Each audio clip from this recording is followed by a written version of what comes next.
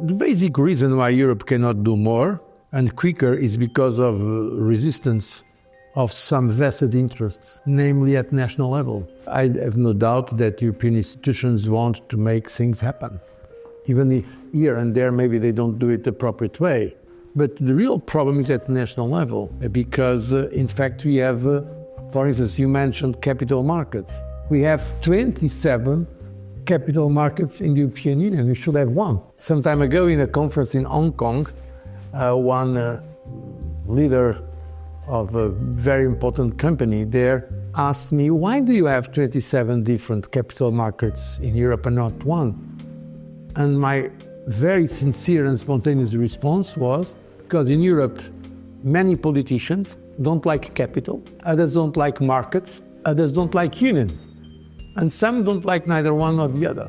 There is in fact a prejudice against the market in many sectors of Europe's society. There is not the same growth mindset we have in other parts of the world, from the US to Asia. We go to Asia and you see a dynamism, a growth mindset that unfortunately we don't see here in Europe. And it's also an issue of demographics. We are getting older, and when we get older, we are less open to innovation. But basically, it is an issue of scale. As a famous Belgian politician said many years ago, in Europe, all countries are small, but some have not yet noticed it. Even the biggest countries in Europe, with all respect, France and Germany in the European Union, but also the UK, they are very small compared with the United States or China, or demographically comparing with India, or even in territorial terms comparing with Russia. So we need European scale to make things happen. So it's true we have made progress in many areas, including the internal market for goods. It works. There is no real problem with the internal market for goods. You have no quotas, no tariffs between the countries, among the European countries. But we don't have yet an internal market for services, and even less an internal market for capital. Even if you have high levels of savings, these savings cannot be put at the service of our economy. They are somehow going to the US or to other places, because we don't have here the capacity to create deeper markets that can mobilize the funds for research and, of course, for innovation in general and for more growth, including research. So another problem, we are lagging behind the United States and China in many of the new technologies. So I'm worried about this lack of comparison. I believe that now, this has been very well analyzed by many reports. We are great at making reports in Europe, but we are not so good in implementing decisions as we should be.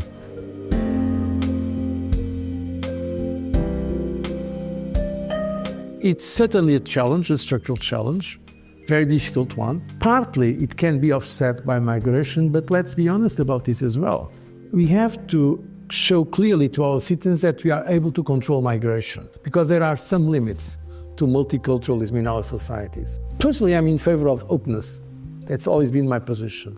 But we have to do it with some rigor and with some certainty about the security, and namely about the very existence of a European entity. And there is no political entity or no political identity without borders. If you want to be a political construct, you need borders.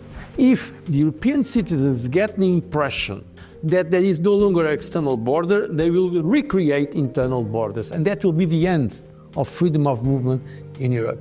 As always, the question of balance. How can we be open without being completely uncontrolled in terms of migration? At the same time, I think we have to think seriously about fertility policies to make life easier for families, to make it attractive for couples, men and women, to have children. Because I know it's sometimes not very popular in some quarters to say it, but in fact, if we want to remain societies that look for the future, we have to have children.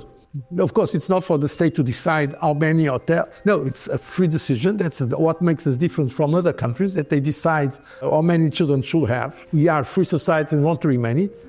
But if we want our societies to thrive, we cannot only rely on older people above 60 or 70, 80 years. We have to have young people.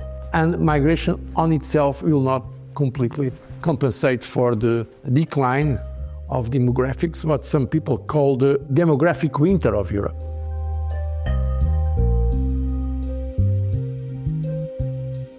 I don't think it's because of the enlargement that we have a slower decision-making. That's one of the myths that exist. My commission was started in 2004 to 2014, so it coincided with the biggest enlargement. We became from 15, we became 25 countries. And in fact, there are many studies showing that decisions were not taken slower. And in fact, there were more decisions than when we were only 12 or 15. In a way, in fact, enlarging can facilitate deepening. There is some dialectic relation with that precisely because we are enlarging, we have to take in decisions more efficiently and quicker. The reality about that matter is that some core countries do not want to decide. And they always try to blame the others. As simple as that. But if you look at the progress in further integration during the last, let's say, 20 years, it was not made by the new member states. With all respect, Hungary, for instance, against the sanctions against Russia, but we have adopted all packages of sanctions against Russia. But where did we not make progress? The Constitutional Treaty was rejected in referendum in France and the Netherlands, two founding countries of the European Union. Founding countries. So how can some people pretend that they are the avant-garde and the others are the problem? The reality is that at the core, I can tell you from my experience, being 22 years in the European Union, because I was 10 years leading the Commission, but was 12 years representing my government in different council or European Council in the European Union, as Prime Minister, as Foreign Minister, and so on. So 22 years of experience dealing with the European Union. If France and Germany agree, it's more or less done. That's the problem. It's not because one country from the so-called periphery does not agree. It's not because one more country of the Western Balkans will block it. No, that's a myth, a complete dishonest myth. So we need the enlargement, but of course we need to do it properly, which means with the countries fulfilling the conditions to become members of the European Union, so to avoid afterwards problems. I think one of the biggest successes ever of the European Union has been the reunification of Europe. I don't call it the enlargement, I prefer to say the reunification. These countries are as Europeans as we are. Poland is a European country. It's a complete myth that we in some parts of Europe, because it's more founding members, we are more European than the others. I don't agree with that. And I don't like the idea of dividing Europe in more to the east or to the south or to the north. So we are members of the European Union. As I told you, we are all very small. We need that dimension. And if we don't do that enlargement, then we may have more Ukraines, more grey zones. That will be a way of inviting Russia or others to try to influence our future in Europe.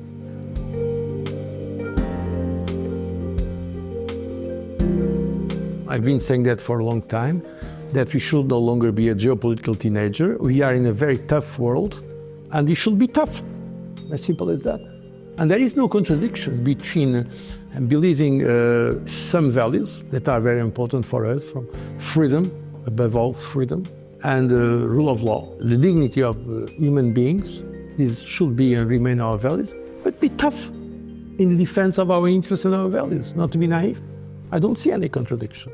There is also a problem also sometimes with some political thinking, including in some European institutions, that we are some kind of Boy Scouts or Girl Scouts of the world. I have the greatest respect for Boy Scouts and Girl Scouts, but as I said once in the European Parliament, we are not a supranational organization of Boy Scouts or Girl Scouts. We are here to defend the European interest. And so we need a foreign policy and a defense policy identity. If not, we are not going to be respected, as simple as that. And I think now people are, because of the wake-up call that was the invasion of Ukraine by Russia, and also because of what's happening in the United States, that we need to be more assertive about our interests. And of course, somehow, there is always sometimes there is an issue of trade-off between values and interests, and we have to be honest about it. And we say we have to assume it. No, we have to defend our interests, and to do it, of course, in a dignified manner, but with confidence. Because if we don't do it, in fact, we will no longer exist as Europe and as Europeans in a world that is becoming much, much tougher.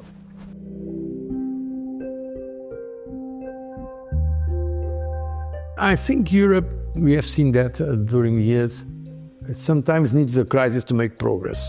Without the financial crisis that I was leading the Commission when it happened, we will not have a capacity to reinforce, for instance, the European Union institutions around the euro, the common supervision. In fact, at that time, all those who were predicting Greece leaving the euro and the collapse of the euro, they were wrong.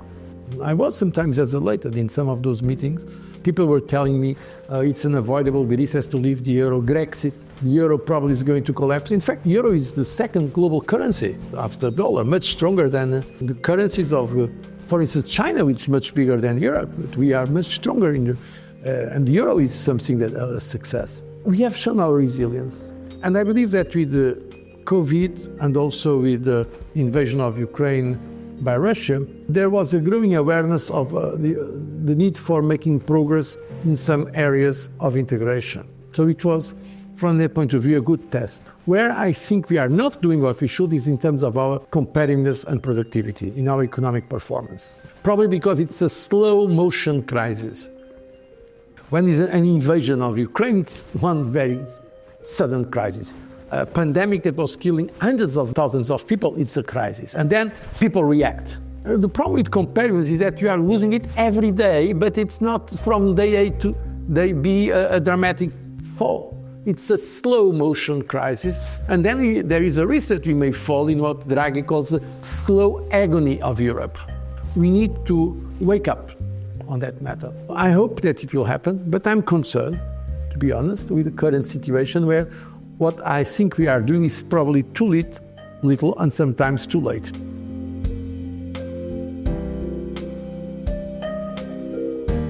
I think it's always good to engage in terms of emotion. Yes, it was my great predecessor, Jacques Delors, who said, we don't fall in love with an internal market. And I think he was right. I don't see an area where we can unite people more than the current topics from peace. The European Union was made to make war impossible between its members. And on that matter, it has succeeded. There have been awful wars in Europe, including the current war against Ukraine, but we also had the wars in the Balkans. But among the members of the European Union, the original members and those that are now the 27, there was never a war. That's why, by the way, we received the Nobel Peace Prize in 2012. I had the honor to receive it together with my colleague of the European Council on behalf of the European Union. So peace. Another issue is, of course, our values, namely freedom. That makes a difference between other parts of the world where there is no freedom. And, of course, the dignity of human being. Every person, not an abstract issue about mankind. Every man, every woman, every child. Attention to children. And no discrimination between men and women. So I think these are the values of Europe, and we should not reinvent the wheel every day. What I believe is that we are not being sufficiently assertive and convincing in the affirmation of our values. Let's say moderate politicians sometimes appear too weak, and we leave the enthusiasm for the extremes. While I think we can be a moderate in terms of the political values, not extremist, but to be passionate about those values. You see what I mean? And in fact, we are looking at that conviction, that enthusiasm for Europe. But I think we can and we should fight back. And I did not lose my hope in a great future for Europe.